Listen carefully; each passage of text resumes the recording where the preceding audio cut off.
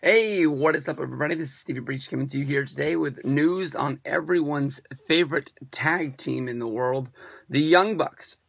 The Young Bucks have taken to Twitter on Matt Jackson's Twitter saying that basically the Young Bucks have signed a new deal with a new wrestling company, and they're sort of making it a little bit of a game, basically saying that it's either WWE, NXT, Lucha Underground, Ring of Honor, TNA, or New Japan Pro Wrestling. They're basically throwing everything out in the world. If you go back basically in time, you can know that the Young Bucks are a big part of New Japan Pro Wrestling. They wrestle sporadically for Ring of Honor on big shows. They've done time in TNA, and they've basically done like little tryout workout matches for WWE. The big thing that I think would be huge for the wrestling business would be see the Young Bucks to get into NXT. Basically, one of the reasons why the Young Bucks said they would never sign with WWE is because WWE would want to send them to the Performance Center in order to try and make them better wrestlers, and because of that, they would have to pick up and move their family to Florida, and that's not something that they're really looking forward to doing. This is a big risk that Kevin Owens took, moving his family from Canada down to the Orlando area, where basically, he felt that, he was going to have to go to the Performance Center, and now that he's, working in WWE, his wife has made this huge, just jump for her to, be basically by herself, raising her family. And that's not something that the Young Bucks are looking to do to their family. I think that honestly, if you look at the signings that NXT has been making over the last year, especially WWE has made in the last week with Alberto Del Rio, I think they're really changing the way that they've done business. I don't know if this is because of Vince McMahon handing over the reins to Triple H, or if Triple H is just realizing that the way it used to be isn't the way that it's going to be today. If you look at NXT, they're using James Storm, they're using Samoa Joe.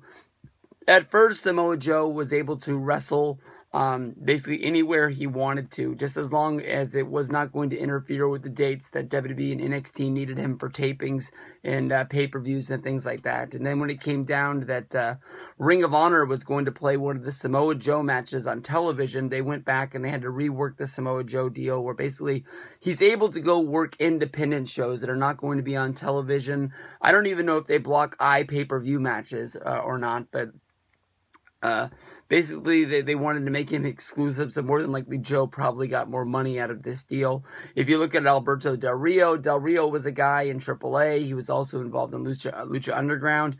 WWE was, really looking to make a, not really make, because he's already made, but, bring in a big Mexican star. They had their, Mexico tour, which they had to bring back The Undertaker because investors and people that were in Mexico were basically thinking that the WWE brand was not going to sell as hot as AAA is right now. Just bringing down a normal show with no real big name guys on it, it wasn't going to do real well, so they had to pull all the strings to bring Undertaker in. The Young Bucks, they've said publicly 1,000 times that they don't want to go to WWE, but, we've seen them do tryouts coming immediately out of TNA, where the story came out that they wouldn't, that they wouldn't, is that they didn't shake Booker T's hand. They did reconcile that sort of deal, so there is no longer heat with Rob Van Dam or with Booker T. It's on their Young Bucks documentary, which I haven't been able to check out yet, but I know that I will be probably picking that up at WrestleMania, honestly, just saving the shipping money. And it'd be cool to pick that up from them personally if they are at one of the shows, or if they are in town. I haven't been able to, I don't think I've met the Young Bucks since WrestleMania 28. It's been a long damn time. But with them being one of the hottest tag teams there is going today, if they were able to join WWE, if they were able to join NXT, that would be awesome. I mean, NXT, they would be able to probably still wrestle all the independent shows in America. I don't know. I mean, anything's possible these days. I would guess that this would mean that they wouldn't go back to New Japan. But they would probably be able to wrestle all the, American shows that they wanted to, and they wouldn't have to move. I don't think they're going to make them any better. If they do I can honestly say I don't think if they were going to get signed to WWE, they would go, right up to the main roster, just because of the fact that there's so many other guys that are in NXT that are being held there. But I don't know. It's not like NXT really needs a kick in the pants in the tag team division right now. You've got Enzo, you've got Kaz, you've got Dawson and Wilder, you've got Jordan and Gable, you've got the Vaudevillains. There's lots of teams there, unless they're looking to move some of those teams up to the real division on the main roster. The main roster tag team division is really, really thin. You've got the New Day, you've got the Dudleys, you've got the Primetime Players, the Usos are on the sideline. Who knows if Tyson Kidd is ever going to come back, and if Tyson Kidd does come back, if they're going to pair him back up with Cesaro again.